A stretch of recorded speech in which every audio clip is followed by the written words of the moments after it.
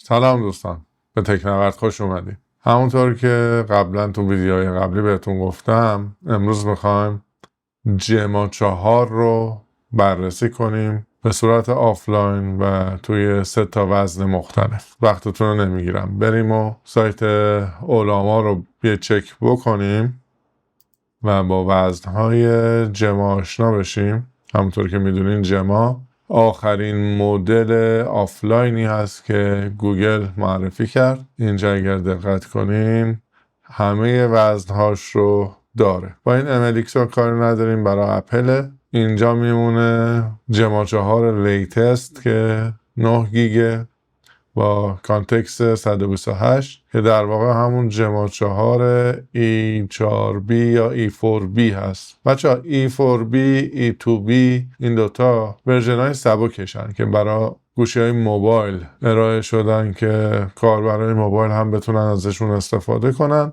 ولی ما توی این برنامه روی کامپیوتر E4B رو در واقع روی لپتاپ کاور میکنیم. جما 12B و جما 26B، یعنی جمای 12 میلیارد پارامتر و جمای 26 میلیارد پارامتری رو داریم که هر دوتاشون از کانتکست ویندو 256 استفاده میکنن. اگه اینا رو باز کنم ببینین که یه توضیحاتی داده راجع بهشون که مهمترینش اینه که این مدل های کوانتایز شده هستن، Q4 هن. یعنی بهینه شدن که رم کمتری استفاده کنن و فضای کمتری رو روی کارت گرافیک شما اشغال کنن. 26 رو هم که ببینین اونم هم Q4 هست و یه جدول مقایسه گذاشته اینجا خودش که توی بنچمارک های مختلف اومده اینا رو با هم مقایسه کرده و چیز دیگه اینجا نداریم به جز راه های دانلود و اجرای مدل توی اولاما که تو محیط CMD می نویسین اولاما ران جما 4 2.E2B یا E4B یا هر کدومش رو که خواستین 12B و شروع میکنه به دانلود کردن. من از قبل این دانلودها رو انجام دادم بچه‌ها. بعد بحثی که هست، من توی 2 محیط اونا رو دارم، یکی داخل اولاما همونطور که میبینین جمای 26B و جمای 12B رو داخل اولاما دانلود کردم. جما 4 E4B رو هم صرفاً برای اینکه بتونیم یه بررسی داشته باشیم بین اولاما و LM استودیو داخل LM استودیو دانلودش کردم. جفتشون به یه اندازه خوبن و سریعن، یعنی فرق زیادی بینشون نیست، ولی خب LM استودیو امکانات اضافه ای داره که داخل اولاما اگر اون امکانات رو بخواین باید از نرم افزارهای رابط استفاده کنین مثل اوپن وب یو آی که حالا بهتون میگم چرا من توی این بررسی از اوپن وب یو آی استفاده نکرد. خب دوستان، قبل از اینکه کار رو شروع کنیم مهمترین مورد اینه که ما بدونیم چی داریم. الان اگر اینجا رو ببینین من از یک سیستم لپتاپ استفاده میکنم با 32 گیگ DDR5 و یک کارت گرافیک انویدیا RTX 4070 با 8 گیگ رم ددیکیت. این مورد CPU زیاد مهم نیست، ولی خب CPU رو هم بهتون نشون میدم. از یک اینتل i9 14900HX استفاده میکنم. و اما چجوری میخوایم قابلیت مدل ها رو بررسی کنیم؟ یک سری پرامپت دارم. این پرامپت ها رو میدم به مدل های مختلف، مدل های آفلاین، برای اینکه ببینم چی کار میکنن. اولین پرامپت اینه که ازش میخوام یه سیستم عامل تحت وب برام درست کنه که ببینم آیا واقعا میتونه برنامه نویسی بکنه، نمیتونه، و اگر انجام میده چقدر زمان میبره. پرامپت سیستم عامل رو الان میدم به جمای E4B داخل LM استودیو. بچه اگر اینجا نگاه کنین زمانی که من میخوام لودش کنم مدل رو، بذارین از اول بیارم. موقع لود کردن مدل رو سلکت مدل کلیک میکنم، مدل انتخاب میکنم. اینجا یک سری آپشن بهم میده، میگه که جی پی آفلود رو انتخاب کنین. بالا این عدد اگر نگاه کنین 6.17 میزان فضای جی پی که استفاده میشه. من میتونم اینو تا 7 بیارم، بیشتر نمیبرم چون ممکنه نرم افزارهای دیگه هم از جی پی من استفاده کنم. من معمولا بین 30 تا 31 اینو میذارم و زیرش هم CPU ترید پول سایز هست که همون 12 میذارم که میزان ترید های CPU که میان روی این مدل مورد استفاده قرار میگیرن و میزان کانتکست لنث مدل هست که میتونی اینو زیادش کنی، ولی هرچی زیادش کنی میزان رمی که مصرف میکنه بیشتر میشه. مثلا من این الان میذارم روی، ببینید آخرش میشه 11 گیگ رم نیاز داره، کمش میکنم در حد 8 گیگ و اینو میذارم روی 28 جی پی آفلود که تنظیم بشه و لود رو میزنم. این امکان رو تو علما نداریم، یعنی نه که نداشته باشیم، داریم، ولی باید از تو CLI و دستی و با مشکلات انجامش بدیم، ولی اینجا به راحتی میتونیم انجامش بدیم. یه نیوچت میزنم، از مدل میخوام که سیستمامی رو برام بنویسه، ببینیم چه اتفاقی میفته. اول داره تینکینگ میکنه، سرعتش بد نیست، به محض ارسال شروع کرد به کار کردن. داره میگه که این خیلی پیچیده است، پروژه خفنیه و من این شکلی پلنش میکنم که 3 تا فایل درست میکنم، ایندکس، استایل و script.js.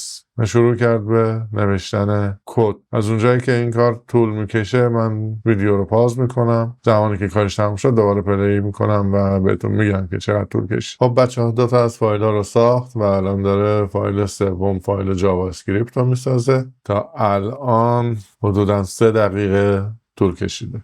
خب تموم شد بچه‌ها. 7 دقیقه و نیم تقریبا زمان برد. توکن پر سکندش بوده 19 توکن پر سکند و تعداد توکن هایی هم که مصرف شده 8185 توکن بوده. حالا باید بریم ببینیم آیا این جواب میدهد یا خیر. 3 تا فایل بهمون داده، باید بسازیم، داخل پوشه قرار بدیم. اولیش index.html هست، یه فایل ایندکس میسازم اینجا.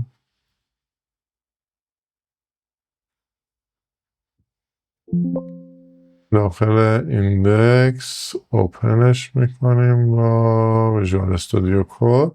حالا هر ادیتوری که دارین ذخیره میکنم، میرم سراغ فایل بعدی style.css، اینم به همین منوال و در نهایت فایل آخر فایل جاوامون رو میارم، از اینجا کپی میکنم script.js.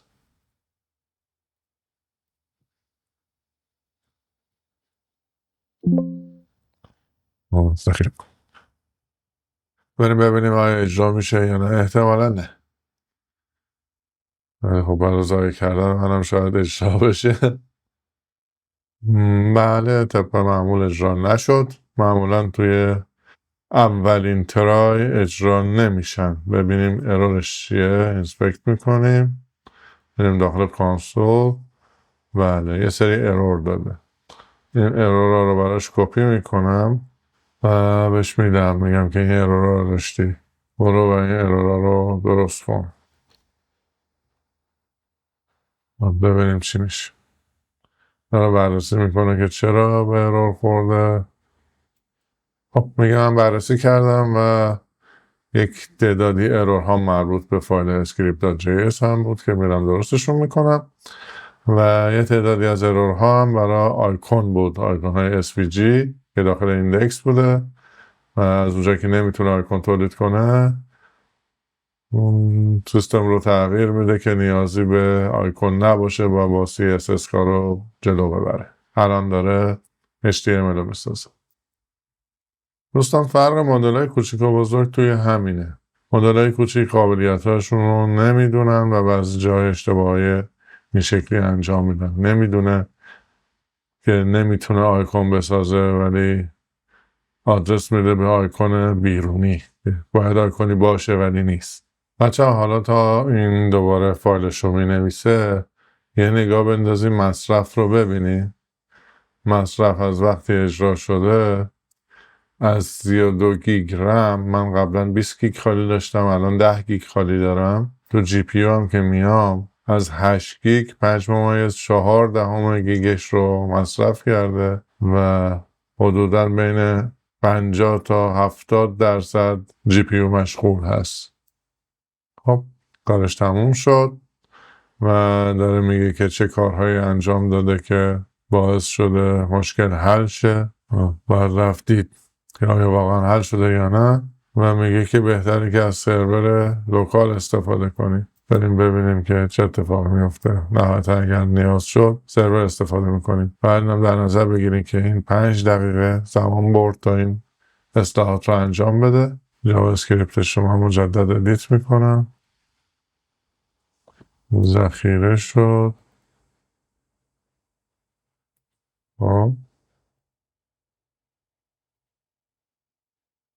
ارور رو که داره فرقی نکرد. برای اینکه برمش گوش داده باشم از سرور استفاده میکنم. من از سیمپل وب سرور استفاده میکنم. یه دونه نیو میسازم و میرم به همون آدرس سلکت میکنم. سرور اجرا شد. اجراش میکنیم.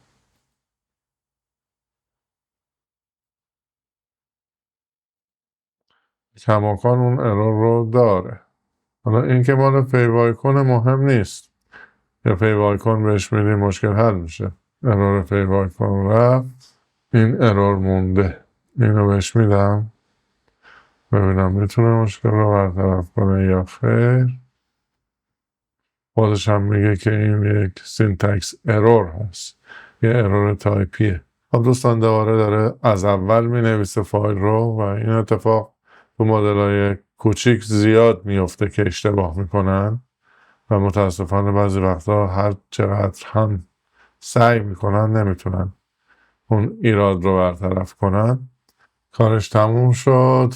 کپی میکنیم میریم ببینیم آیا جواب میده یا خیر. اومده یه لاگین برامون گذاشته. وارد میشیم. یه سرچ گذاشته. یه نوتیفیکیشن و ستینگ که هیچ کدومشون کار نمیکنن. بیشتر از این هم نمیشد ازش انتظار داشت که انجام بده چون این پرامپت واقعا پرامپت مشکلی بود. یه پرامپت ساده تر رو بررسی میکنیم. ساخت یک لندینگ پیج یک وبسایت. بریم و پرامپت رو تست کنیم ببینیم چی میسازه برام. این بار ازش میخوام که یک لندینگ پیج سایت تکنولوژی محور رو برام بسازه با CSS و جاوا اسکریپت و HTML. ببینیم چی کار میکنه. داره پلن میکنه که چی کار بکنه و به چه صورت بسازدش. برنامه ریزیش تموم شد. تینکینگش انجام داد. استرکچرش به این صورت هست که مثل قبل ایندکس، استایل و یه دونه اسکریپت. من رکورد رو پاز میکنم. وقتی تموم شد مجدد در خدمتتون هستم. خب بچه ها 2 تا فایلش آماده کرده. یکی دیگه مونده. داره جاواش آماده میکنه. خب دوستان این بالاخره تموم شد. بعد از 15 دقیقه انتظار این بار توکن پر سکندش تقریبا 13 تا توکن 10785 تا توکن صرف شده تا برای ما این فایل ها رو آماده کنه. توی زمانی که داشت فایل ها رو آماده میکرد من یکی یکی فایل ها رو ساختم و آماده اجرا کردم برای اینکه در وقت صرفه جویی کنیم. بریم ببینیم چیکار کرد. 3 تا فایل به ما داد. ایندکس، اسکریپت و استایل. ببینیم چیکار کرد. شروعش که بد نیست. خیلی هم خوبه.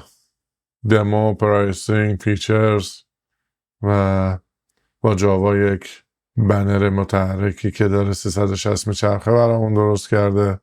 ترایال گذاشته و خیلی هم این دکمه ها نرم بالا پایین میشه. دیگه چیز داریم؟ بله، یعنی که 3 تا کادر اینجا داریم که خیلی نرم بالا و پایین میشن با جاوا اسکریپت. متن رو هم بر اساس یک شرکت تکنولوژیک برای ما در نظر گرفته. شعار هم نوشته Powering Tomorrow's Decisions Today. چت باکس هم براش گذاشته که با ما چت کنید. خیلی هم عالی. قیمت گذاشته. حتی نظر کلاینت ها رو هم گذاشته. چند تا کلاینت فرضی در نظر گرفته و نظراتشون رو اینجا برامون گذاشته. خیلی عالی درست کرده. FAQ همه چی و کپی رایت گذاشته. پرایسینگ، فیچرز و دکمه هاش هم کار میکنه بچه ها. یعنی اگر روی هر کدوم از اینا کار کلیک کنی میره و سر اون سکشن خاص قرار میگیره. خیلی عالیه. از یک مدل کوچیک کوانتایز مخصوص موبایل انتظار نداشتم به این خوبی عمل کنه. واقعا خوب عمل. یه پرامپت دیگر امتحان کنید. انتظار ندارم بتونه اینو اجرا کنه. ازش خواستم بازی مارخور نوکیا رو شبیه سازی کنه و واقعا انتظار ندارم که بتونه، ولی ببینیم چی میشه. خب دوستان، این تموم شد. فایل رو آماده کرد ولی همونطوری که انتظار داشتم نتونست. نظر براش سنگین بود. نتیجه شد این. بعد یه یو آی ساخته برای بازی. یو آیش بد نیست ولی دوش اتفاقی نمیافته. بریم و پرامپت آخر رو اجرا کنیم و مدل بعدی رو شروع کنیم. توی آخرین پرامپت ازش میخوام که این مقاله درباره آینده هوش مصنوعی بنویسه. البته یه کمی سختگیرانه، مینیمم 10,000 کلمه که عمرن فکر نمی کنم 1000 تا بنویسه. حالا ببینیم چه اتفاقی میفته. بچه تا این بیاد فکراشو بکنه ببینیم توی این مقاله چی ازش خواستیم. گفتیم حداقل 10,000 تا کلمه باشه، استایلش آکادمیک باشه، کامل همه اجزای یک مقاله رو داشته باشه، از اینتروداکشن گرفته تا کانکلوژن. درباره جما، لاما، دیپسیک، کوئن و میسترال توش صحبت بشه. حالت مقایسه‌ای داشته باشه، کامپر کنه. در نهایت داخل این مقاله ازش خواستم که چارت داشته باشه، تیبل داشته باشه، رفرنس هاش رو هم مشخص کنه. حالا ببینیم در کل چی کار میکنه. داره می نویسه برامون The future of open source AI models between 2025 and 2035. خب داره کارش رو درست انجام میده. ابسترکت براش در نظر گرفته، اینتروداکشن داره، جدول شروع کرد، داره برای اون جدول میکشه و همون که بهتون گفتم کم میاره. امکان اینکه 10,000 کلمه بنویسه نداره. این نهایتا 1000 کلمه رو نوشت، شاید هم حالا 1500 تا. اینجا ورد کانت ندارم که بدونم چند تا نوشته، ولی در کل داشت تجربه کرد و خوب بود. حالا بریم و مدل 12 بی یا 12 میلیاردیش رو بررسی کنیم. من اینو میبندم و میرم داخل خود اولاما. بچه ها از اوپن وب یو استفاده نمی کنم چون 2 گیگ حافظه میگیره و میخوایم که تا اونجایی که میشه حافظه کمتری رو از دست بدیم. ببینیم که حافظه کارت گرافیک آزاد شده باشه. بله، ببینیم که حافظه داره آزاد میشه. مموری همون به 20 گیگ رم رسیده اویلیبلش. اینو میبندیم و میریم داخل اولاما مدل 12 بی. همین پرامپت آخری رو بهش میدم. قبل از هر چیزی این بر رو ببینیم که چه میزان حافظه مصرف میکنه. اینجا اگه دقت کنین جی پی یو فعلا 5.2 هست ولی احتمالاً گسترش پیدا میکنه و مموری رو هم تا 16 گیگ اویلیبل داریم. هنوز 15 گیگ از حافظه مصرف شده که معمولا 10 تا 12 گیگ از این حافظه مصرف میشد. 4-5 گیگ الان اضافه داره مصرف میکنه ولی هنوز شروع نکرده. خب بچه بعد از 1 دقیقه شروع کرد به فکر کردن و رفت رو حالت تینکینگ مود. خب دوستان شروع کرد به پاسخ دادن. 58 ثانیه فکر کرد و شروع کرد به نوشتن جواب. بریم حافظه رو چک کنیم یه لحظه. ببینیم که 57 گیگ مصرف جی پی یو داشته. تقریبا 4 گیگ 4 و بیشتر 5 گیگ مصرف رم سیستم رو داشته و از همه مهمتر که سی پی یو داره با 60% کار میکنه ولی سرعت پاسخدهیش خوبه. از اونجایی که این مدل یعنی مدل 12 بی 12 میلیاردی کانتکست ویندوش 256 بود 128 نبود، احتمال زیاد کم نمیاره. سرعتش هم فوق العاده است. با وجود اینکه یک مدل بزرگتری هست نسبت به مدل قبلی، یک مدل 12 میلیارد پارامتری هست، خیلی سریع داره جواب رو به ما میده. خب بچه ها تمومش کرد. با این اطلاع رسانی که این مقاله که نوشته 1800 کلمه است و 10,000 تا کلمه نشده و میگه که آیا میخواین ادامه بدم به نوشتن یا نه. اگر الان بهش بگم بله، رفت رو حالت بررسی و در واقع مدل داره هوشمندتر عمل میکنه. تا اونجایی که میتونه رو مینویسه و بعد ازتون میخواد که اگر نیاز دارین که ادامه پیدا کنه میره مراحل بعد رو انجام میده. این شکلی نیست که وسط کار ارور بده یا فرآیند رو قطع کنه. همونطور که میبینین اینجا شماره 5 هست، یعنی اکونومیکال آنالیسیس. اگر برگردیم بالا توی درخواستی که ما داده بودیم بهش، تا سر اکونومیکال آنالیسیس اومده، یعنی اینا رو کاور کرده، این چند تا رو، و این رو الان داره کاور میکنه. فرق این مدل با مدل قبلی تا الان توی این بوده که هوشمند عمل میکنه. مقاله رو تموم کرد، 10,000 کلمه نشد، آخرشم حدوداً 10 دقیقه زمان برد تا مقاله رو بنویسه، ولی مقاله خوبی برامون نوشت. کلاً تو 2 مرحله مقاله رو نوشت. تو یک مرحله اول 1800 کلمه همونطور که خودش گفت با جدول، و مرحله دوم که شروع کرد به نوشتن تقریبا همون 1700 کلمه رو نوشت با جدول و نمودار اسکی، چون ازش خواسته بودم که حتما نمودار اسکی داشته باشه. در کل حدود 5000 کلمه 4500 کلمه نوشت و توی 10 دقیقه انجامش داد. بریم و پرامپت بعدی امتحان کنیم. پرامپت سیستم عامل رو مجدد بهش میدم و ببینیم چه اتفاقی میفته. دیدیم که مدل ضعیفتر، مدل E4B نتونست سیستم عامل رو برامون بدون ارور در بیاره. الان ببینیم که مدل 12 میلیارد پارامتری آیا میتونه یا نه، و اگر میتونه چند دقیقه طول میکشه.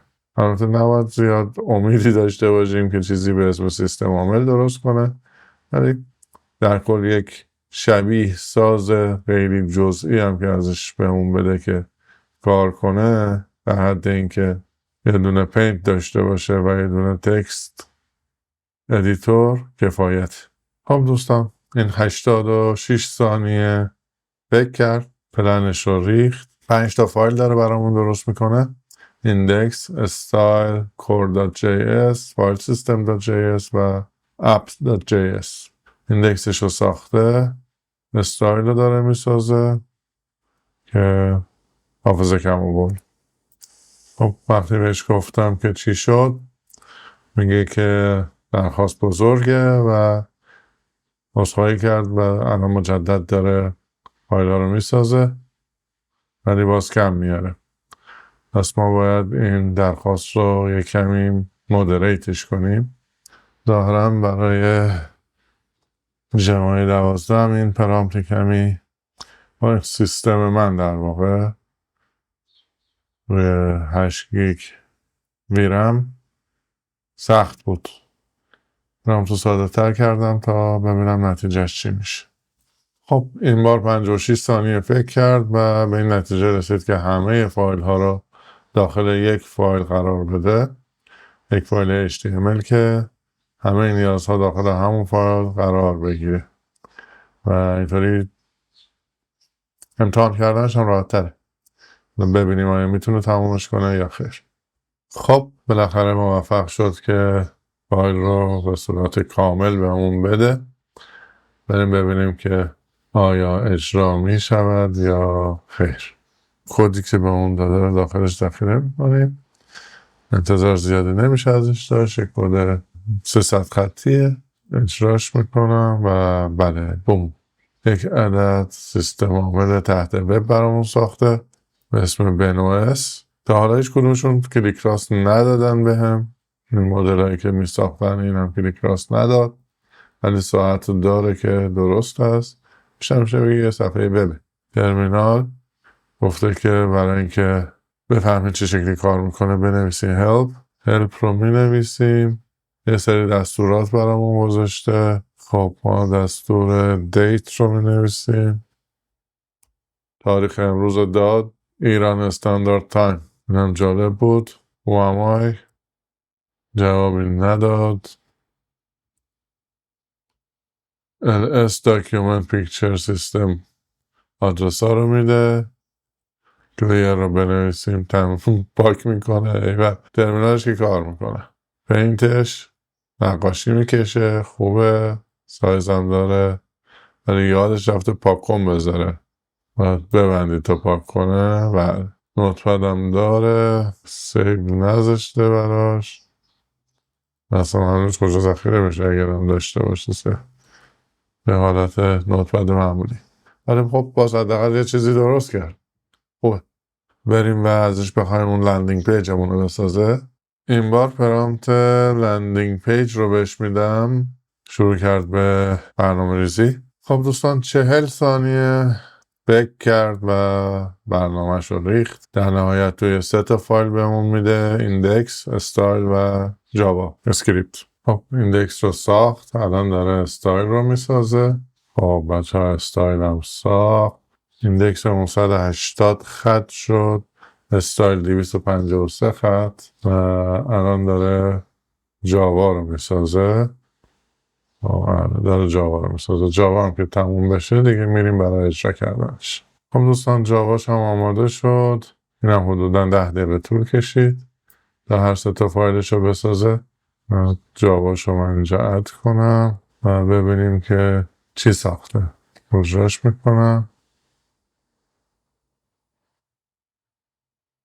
تم دارک استفاده کرده مثلا ولی جالب نشده. نمیدونم چرا. ببینیم آیا ارور دارد. بله اروری دارد. خب ما اینو با حالت سرور اجراش کنیم یه بار ببینیم توی سرور برطرف میشه یا خیر.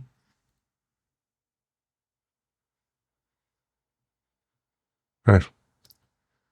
ارور ربطی به سرور نداشت.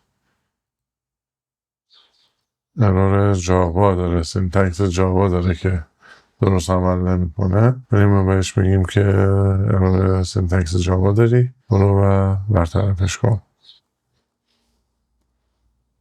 خب خودش هم متوجه شد که ارور از کجاست و داره جاوا رو مجدد می نویسه. ببینیم درست میشه یا خیر. خب بچه ها این جاوا رو اصلاح کرد. نتیجه نهایی شد این.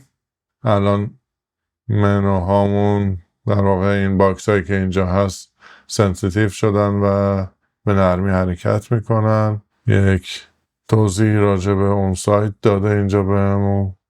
یه منوی گت استارتد اینجا داریم که حداقل یه حرکت انیمیشنی داره. یه سری اعداد با جاوا اسکریپت اینجا نوشته میشن و تغییر میکنن ولی این قسمت رو اصلا خوب در نیاورده و پایینم فوترمون جالب نشد. خب من اینو کوچیک میکنم. یه دونه عکس میگیرم از صفحه.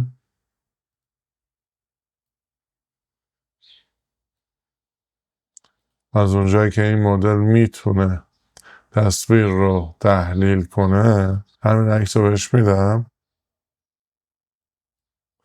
و بهش میگم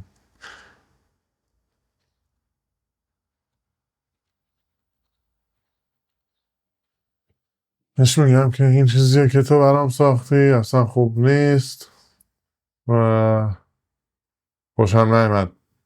برو و درستش کن. ببینیم چی کار میکن.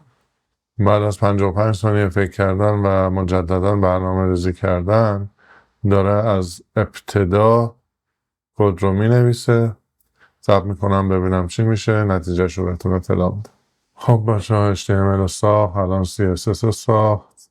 نسبت با قبلی هم ببینیم چه فرقی کرده. قبلی 252 خط بوده. الان شد 212 خط. کمتر شد. خب بریم و جاواش هم بگیریم و تمام. اینم از جاواش هم کپی کردم و در نظر گرفتن که همه چیش کوچیک شده شک دارم نتیجه بهتری داده باشد. خب اجراش میکنیم ببینیم چی میشه. ظاهرا کمتر یعنی بهتر. فیچر، شادو، پرایسینگ، FAQ، get started، توتوریال، دمو همه چی برام گذاشته. یه حالت دم دارک هم بهش داده و فوتر هم درست شده. خیلی خوب در آورده. منوی بالاش هم کار میکنه، این شکلی نیست که فقط سری دکمه باشه. خیلی هم عالی. یه کمی ویدیو طولانی شد ولی سریعا بریم و مدل 26 میلیارد پارامتری رو هم یه تست بزنیم و شروعش هم میذاریم با همین پرامپت لندینگ پیج. از این پایین مدل رو تغییر میدم. جما 26 بی یعنی یه چت میزنم. قبل از هر چیزی برای اینکه مدل ریسپانس بشه یه دونه های بهش میدم که مدل لود بشه کامل. اینجا باز یه نگاه میندازیم. به سرعت داره رم رو مصرف میکنه. الان تازه مدل داره لود میشه.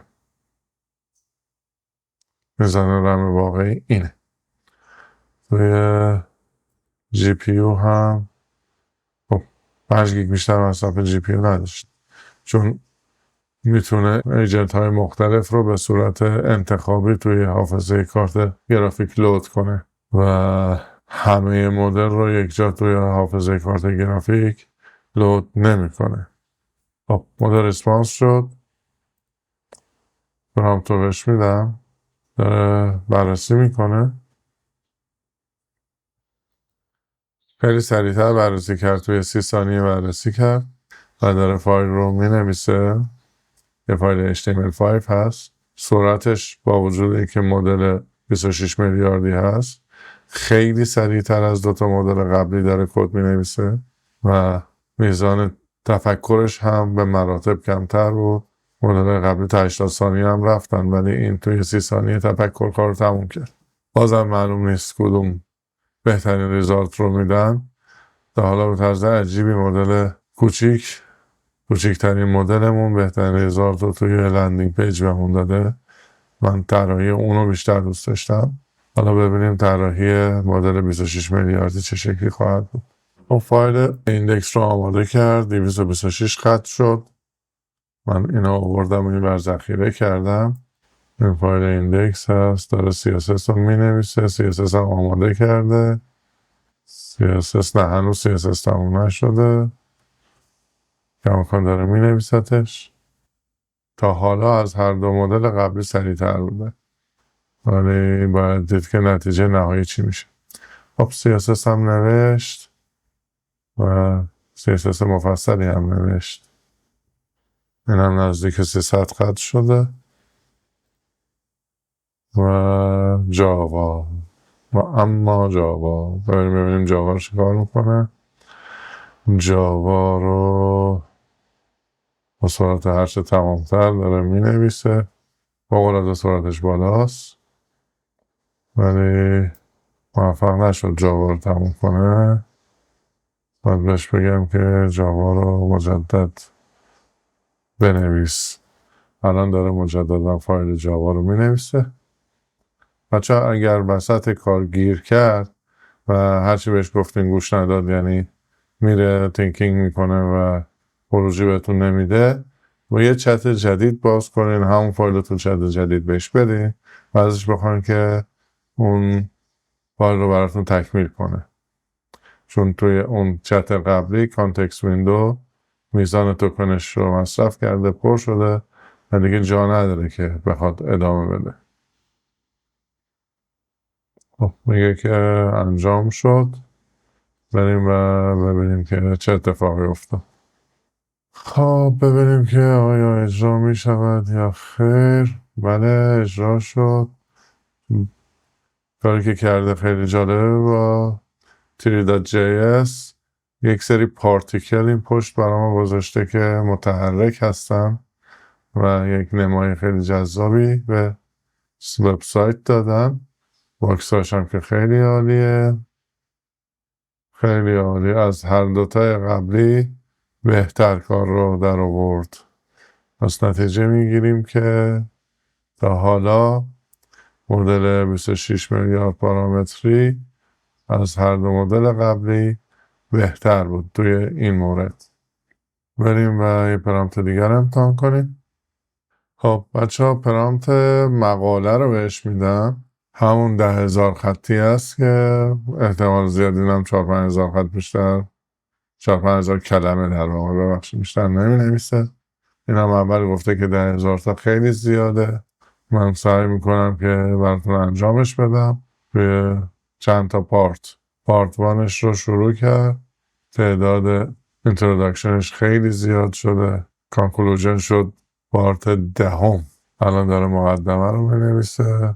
باید ببینیم که چه جدول‌هایی برامون میاره و آیا میتونه نمودارا رو بکشه یا نمیتونه، و در نهایت باید خوند این مقاله رو و دید که از نظر نوشتاری چقدر اکیورسی یا دقت توش به کار برده. خب دوستان، پارت 1 به پایان رسید. حالا برای اینکه ادامه بده باید بهش بگیم که پارت 2 رو ادامه بده و بساز برامون. این هم همون روند جمعی 12B رو پیش گرفت و مقاله رو به صورت پارت می نویسه، ولی با این تفاوت که این سعی میکنه مقاله رو به صورت مفصل بنویسه، نه اینکه توی 2 پارت و تعداد کلمات کمتر.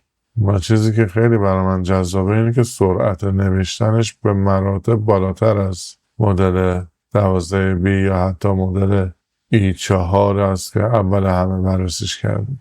یعنی اصلا اذیت نمیکنه موقع نوشتن. طرز جالبی فرمول رو هم میتونه بنویسه و خیلی هم جالب درش میاره. و پارت 2 هم تموم شد. اگر میخواین باید بنویسین که continue part 3 و این به همین صورت میره تا آخر. تعداد پارت ها زیاد هست و اگر بخوایم که به نهایت مقاله برسیم و 10 تا پارت رو بهش بگیم که بنویسیم. بین هر 2 تا پارت هم یه چیزی حدود 30 ثانیه 22 ثانیه تفکر داره، تینکینگ داره و بعد شروع میکنه به نوشتن پارت بعدی. هر پارتش هم بچه حدود 3 دقیقه 2-3 دقیقه طول میکشه تا بنویسه. فرض بگیریم 3 دقیقه هر پارت زمان نوشتنش هست. 30 ثانیه هم تفکر بین 2 پارت. در کل میشه 3 دقیقه و 30 ثانیه ضرب در 10 حدوداً 33 دقیقه طول میکشه تا کلش رو بهمون بده. من دیگه این ادامه نمیدم و طول ویدیومون خیلی زیاد شد. مرسی که مثل همیشه از کانال خودتون حمایت میکنین با لایک و سابسکرایب و شیر کردن محتواها و کامنت. اگر ویدیوی خاصی مد نظرتون بود و نیاز داشتین که درباره یک هوش مصنوعی یا برنامه خاصی براتون ویدیو بسازم، حتما توی کامنت ها بهم بگین. خوشحال میشم و نظرتون رو هم راجع به جما خوشحال میشم بدونم و اینکه آیا تونستین ازش استفاده بکنین یا خیر. تا دیدار بعد، بدرود.